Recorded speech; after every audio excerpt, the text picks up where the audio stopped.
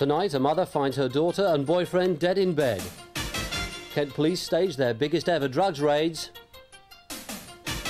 And hanging out with the bungee jumping lemmings from Essex. Good evening. A freak gas accident is being blamed for the deaths of a young couple in Sussex. Natalie Gray reports. Paul Hurring was a brilliant young golfer. He's seen here winning the Sussex Amateur Championships of 1989 shortly before turning professional.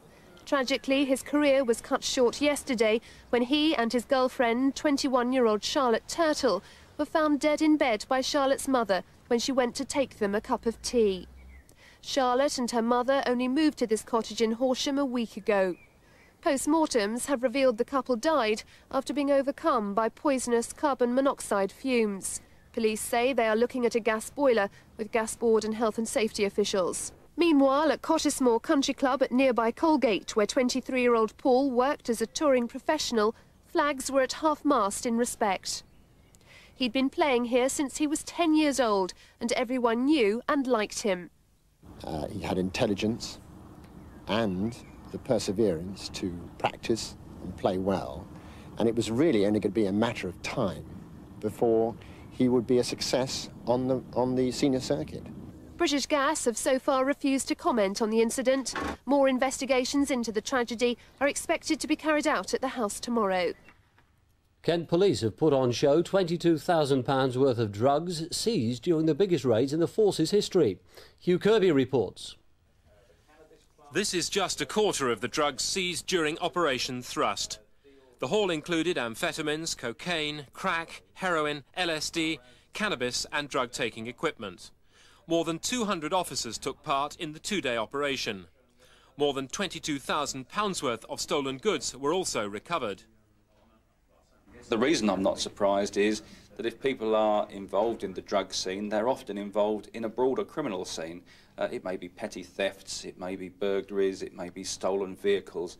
CS gas and sophisticated scanning equipment capable of monitoring police frequencies was also recovered. 80 people were arrested. We seek to target dealing at the top end by the big operations with customs and excise, but we seek also to pick it up at the bottom end with people who are dealing at street level. The next raid is already being planned. Hugh Kirby, TVS News. But the police operation wasn't faultless. In a raid at Margate, they stormed into the wrong flat. Una Hawkins was babysitting for her grandchildren when she heard a group of men running up the stairs. Minutes later, they burst in through the front door.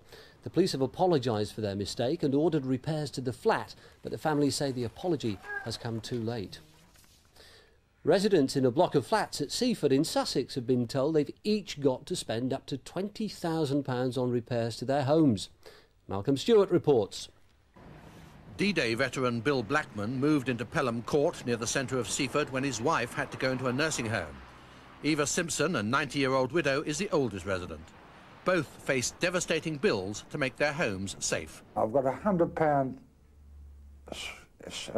surplus in the bank, and that's it. That's to cover me maintenance for this quarter that's coming up. So what are you going to do? Well, nothing I can do, is there? The back of Pelham Court shows the problem. It's collapsing. The balconies are unsafe. The entire back wall will have to be removed. The local builder who put up the flats in 1961 used fast-drying concrete called high alumina for the supporting beams.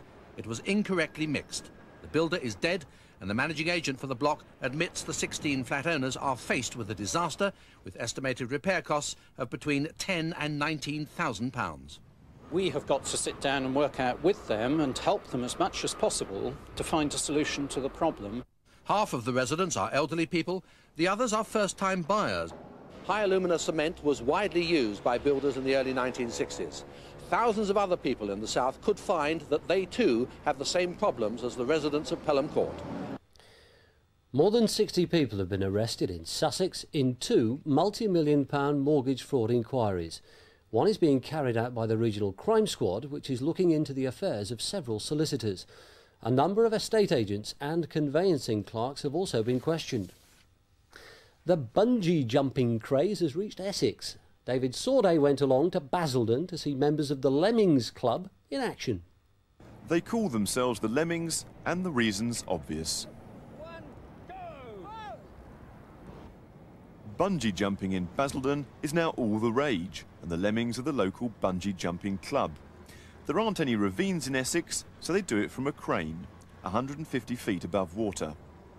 And there's no shortage of volunteers. You've got to have a go. Whether you live to tell the tale is a different matter or not, isn't it? But you've got to try. The organisers say it's perfectly safe, but it looks perfectly dangerous. Brilliant. Yeah. Frightening? No, do it again. Oh, talk about adrenaline. That is incredible. And at £35 a go, a bungee jump could be the perfect Christmas gift for the man who has everything and doesn't mind losing it. Fundraisers have been testing out their stamina on a special assault course to raise money for a children's charity. The teams, all from local companies, were raising funds for Peggy Wood's Leukemia Trust at Maidstone's Invicta Barracks. Cash from the event will go towards the running costs of a special ambulance to take sick children up to London for treatment. That's all for tonight. We're back with more news for the South East at 9:55 in the morning. In the meantime, a very good night from me.